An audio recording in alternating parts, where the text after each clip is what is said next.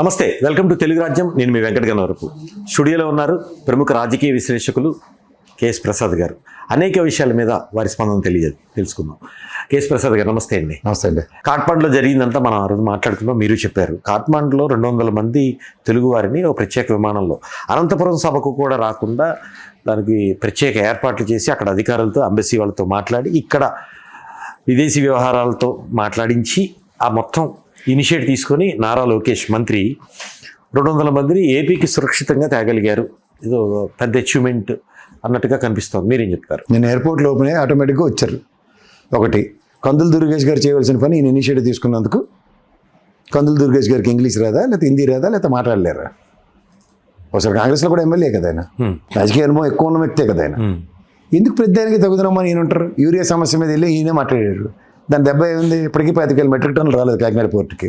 వ్యవసాయంలో రైతులు ఎంత తీవ్రతలు అనుభవిస్తున్నారో చూస్తున్నాం కదా. లోకేష్ గారు ఇనిషియేటివ్ తీసుకున్నారంటే దేనికి తీసుకున్నారో ఆయనే చెప్పాలి. టూరిజం శాఖ మంత్రి లేడు, ఇది ముఖ్యమంత్రి గారి దగ్గర ఉంది, ఈ సభ నాకు ఇంపార్టెంట్ కాబట్టి నేను టాస్క్ రిప్లై చేస్తున్నానని చెప్పారా?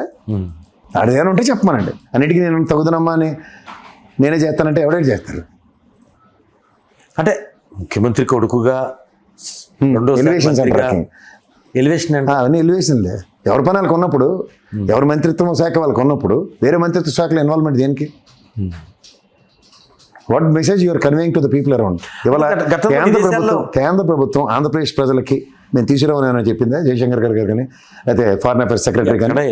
వాళ్ళ ప్రయత్నం వాళ్ళు చేయకుండా వాళ్ళకి కోఆర్డినేషన్ ఇక్కడ నుంచి ఆంధ్రప్రదేశ్ నుంచి 200 మంది డేటా అండి మా దగ్గర ఉన్న దాని ప్రకారం. ఇది ఎవరైనా చేస్తారు. ఆయన చేయడం కన్నా నాకు సంబంధించినంత వరకు పర్యాటక శాఖ మంత్రి గౌరవ దుర్గేష్ గారు కనుక ఈ పని చేసి ఉంటే, కందులు దుర్గేష్ గారు, ఐ వుడ్ మచ్ అప్రిషియేటెడ్. మరో అంశం చూసుకుంటే ఐఏఎస్లో శ్రీనివాసమూర్తి, సంతోష్ రావు నియామకాలని, ఏపీఎస్పీడీసీఎల్ తర్వాత ఈపీడీసీఎల్ ఆ నియామకాన్ని ఎట్లా చూడొచ్చు? దాని మీద అనేక ఆరోపణలు వస్తున్నాయి. అంటే వైసీపీ పాలనలో ఉన్నప్పుడు వాళ్ళ మీద ఆరోపణలు ఉన్న వ్యక్తుల్ని ఇప్పుడు నియమించడం అనేది ఆరోపణలకు గురవుతుంది. మీరేం చెప్తారు? మనకి స్టేట్కి ఆల్రెడీ ఐఏఎస్లు ఐపీఎస్లు కొరతలు 2 రాష్ట్రాలకి విపరీతంగా ఉన్నాయి. ఆల్రెడీ జీఏడీకి అటాచ్ చేసి చాలా మందిని కూర్చోబెట్టారు. ఎస్పీ స్థాయిలో, ఐజీ స్థాయిలో కూడా డీజీపీ ఆఫీస్కి అటాచ్ చేసి కూర్చోబెట్టారు. ఎన్నాళ్ళు కూర్చోబెడతారు? ఏదో ఎవరి కోసం ఎవరు పోస్టింగ్లు? ఏమైనా డెరాడూన్ ట్రైనింగ్లో ఐఎస్ఆర్సీపీకి తరఫున ఐఏఎస్ ఆఫీసర్లు, వీళ్ళు తెలుగుదేశం తరఫున ఐఏఎస్ ఐపీఎస్ ఆఫీసర్లు, లేదా కాంగ్రెస్ తరఫున బీజేపీ తరఫున ఏమైనా ఉన్నాయా?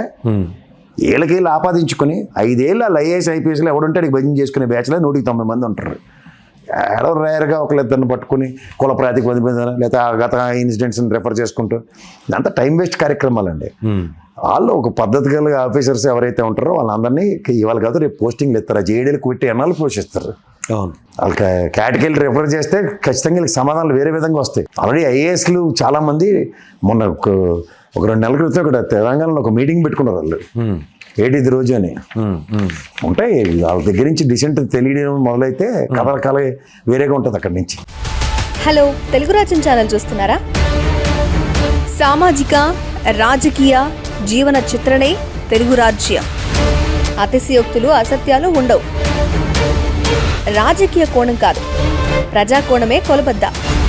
తెలుగు రాజ్యం వీక్షణ మీ ఉత్తమ అభిరుచికి నిదర్శనం.